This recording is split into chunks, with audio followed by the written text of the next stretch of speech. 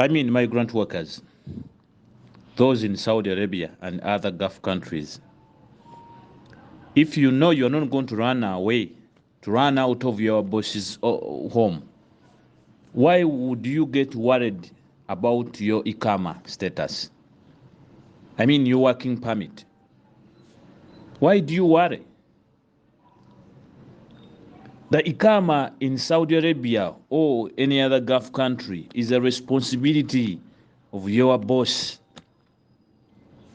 It's none of your responsibility. It's none of your business, especially if you have not employed yourself there. If you ever left your country and you went to these countries on somebody's visit, on somebody's invitation, on somebody's, work permit, somebody's name, somebody's authority, you should always look up to that person who called you to go to that country, who called you to Saudi Arabia. From time to time, that person, for as long as you keep around her, for as long as you keep yourself with that person remains liable for your presence in Saudi Arabia or any other Gulf country.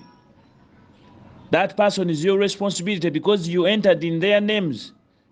You entered that country in their names. You are under their liability, their responsibility.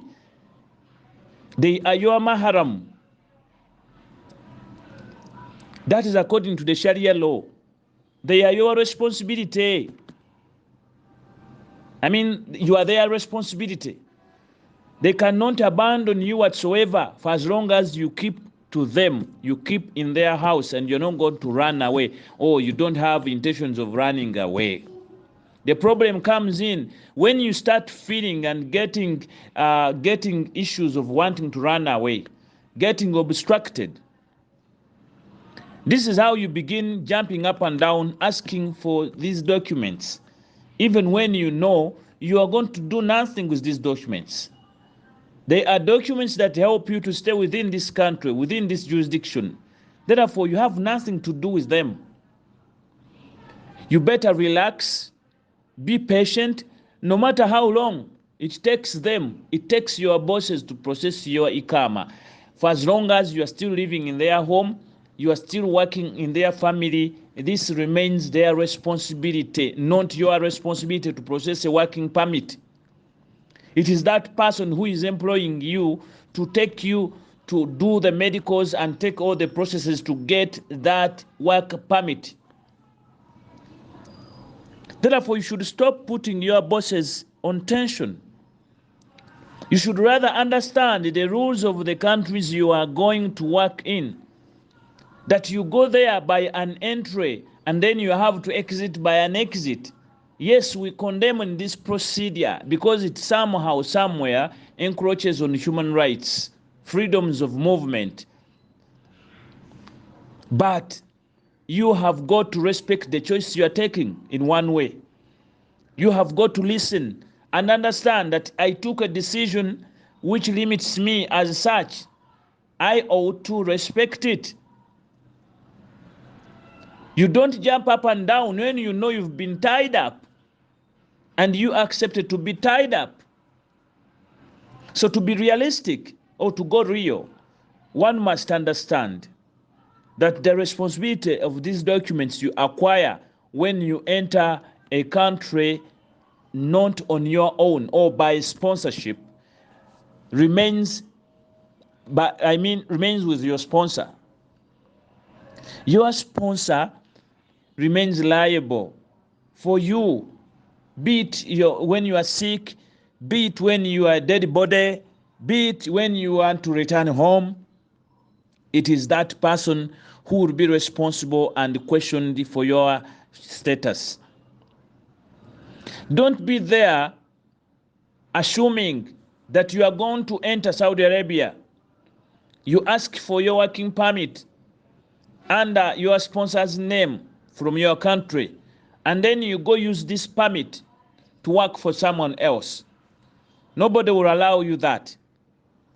It will be actually haram because somebody else sponsored your contract.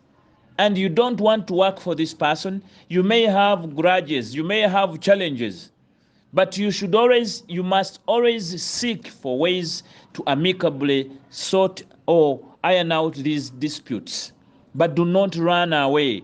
Do not assume, even think about it, that you're going to get to Saudi Arabia using somebody's name and you work for somebody else. This is where your bosses begin to fight and do not allow you to move anywhere, because they know you want to cheat them. It is cheating. Similarly, as your boss can also cheat you when she doesn't want to pay your salary, he's employing you, but she doesn't want to pay you. She's overworking you and she doesn't want to pay extra work. You know, she doesn't give you rest. The same way, do not encroach on their rights. Your bosses also have rights.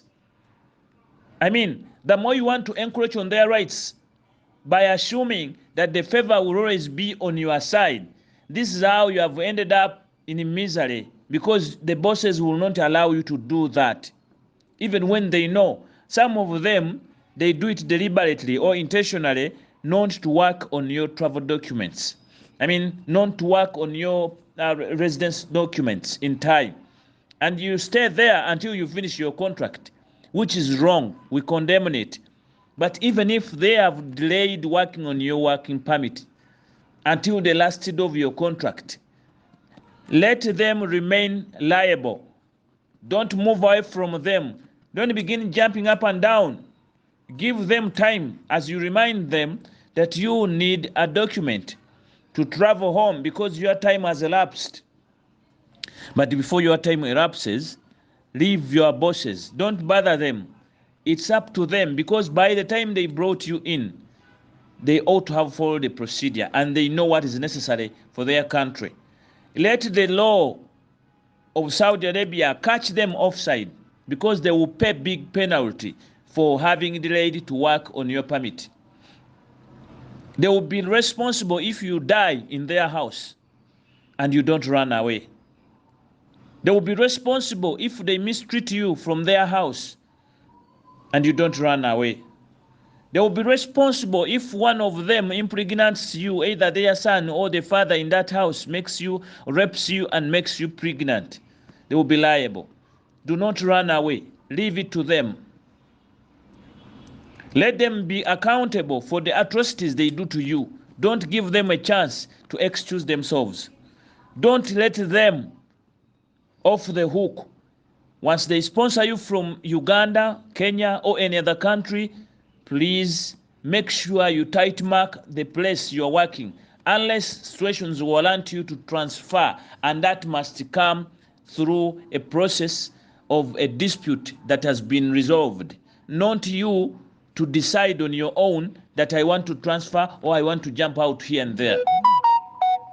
However, in some situations, you may desire yourself to transfer. It is okay. It is right. You have a right to transfer, but you don't forget to follow the terms and conditions of the contract and the rules and the laws of the land. What do the laws of the land say about you transferring in case you wish? About you turning down your contract in case you wish? Do you just run away, or you look into the terms of the contract and say where you have to turn down and what you have to pay back according to contract law, you know? And you see where you are also wrong, or where you feel you must carry your liberty to exit or to stop this work. There is when you are required to pay back something and go.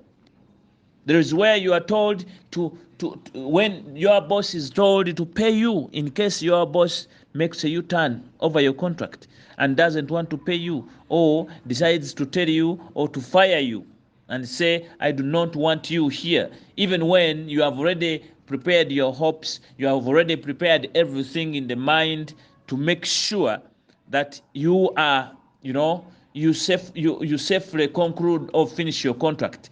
Then your boss gets out of the blue to stop you, to terminate you. Such claims can be ironed out from the dispute centers, the labor courts, and other places. You can always be assisted. That's so if you seek for this assistance to amicably get resolved from your boss's dispute. There are bosses who are manipulators, but that does not mean we become overzealous or you just jump up and down because you feel for you are tired, or you want to become a judge within your own complaint. That is not right. Everyone must know that your boss can make these mistakes. They can. Therefore, watch them closely and don't let them off the hook, because when you run away after they have mistreated you, you can never know how they will switch and change the evidence against you, that maybe you ran with something, you ran away, and you're a thief. Even when you were demanding a lot of money, they will turn your money into something to pay back whatever thing you have stolen. That's how they excuse themselves. So don't give them an advantage. Don't give them a chance to attach anything to you, to make it very hard for you to come back home, because some of them have done that. They have done it. They want to make life hard for others. They want to make life hard for these servants who go to serve them in Saudi Arabia. Time comes for finishing the contract and returning home. This boss all of a sudden wants to dump you at the deportation because he has been using you without Ikama. This most times comes when a family that was served this, was told to take you in, did not follow the procedures. Some of them traffic within Saudi Arabia, and they use you illegally. So be careful and be watchful over that. Your bosses can do wrong like you do. Therefore, it is not polite for you to run away, to just run away. You cannot go and become a motoros and then you expect those who sponsored you to just spare you and forgive you by only I'm sorry. That will not work. I will advise you to always relax, because the ikama is not your responsibility. That residence permit, that worker permit of ikama is not a responsibility of your boss. It's not your responsibility. It is a responsibility of your boss, because you did not employ yourself in Saudi Arabia. If you are not going to run away, that is the question. What do you want to do with looking at your ikama? Just looking at it. If you know you're not going to run away, why are you so much worried? Why are you bothered? So everyone think about it and share the message. I advise you and employer to join Migrant Workers Voice Network Association. The voice for you. You can join via the number 0700 775501. Thank you.